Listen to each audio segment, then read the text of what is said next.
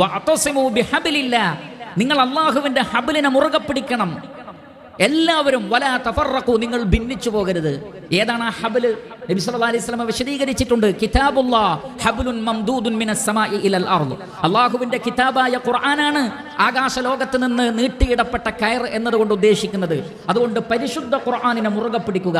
അതിൽ പറയപ്പെട്ടിട്ടുള്ള വിശ്വാസ കാര്യങ്ങൾ, ആചാര അനുഷ്ഠാനങ്ങൾ എല്ലാറ്റിനെയും മുറുകെ പിടിച്ച് ഭിന്നിച്ചു പോകാതെ നിങ്ങൾ നിൽക്കണം. അതേപോലെ തന്നെ റസൂലുള്ളാഹി സ്വല്ലല്ലാഹു അലൈഹി വസല്ലമയുടെ ചര്യയെയും മുറുകെ പിടിക്കണം. ഫഇൻ തനാസഅതും ഫീ ഷൈഇൻ, നിങ്ങൾ ഒരു വിഷയത്തിൽ ഭിന്നതയിലായാൽ ആ ഭിന്നത അങ്ങനെ തന്നെ നിങ്ങൾ നിലനിർത്തരുത്. നിങ്ങൾ ഭിന്നിച്ച് വേറെ വേറെ കക്ഷികളാവരുത്. ഓരോ അഭിപ്രായങ്ങളുടെ പേരിലും ഓരോരുത്തരും മാറി നിൽക്കരുത്.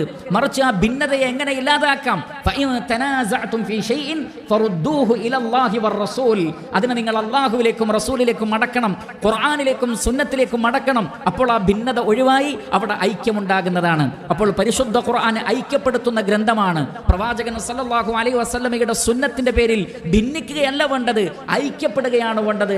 കാരണം ഇതെല്ലാം ഐക്യപ്പെടാനുള്ള മാർഗങ്ങളായിട്ടാണ് അല്ലാഹു സുബ്ഹാനഹു വ തആല പഠിപ്പിച്ചിട്ടുള്ളത്.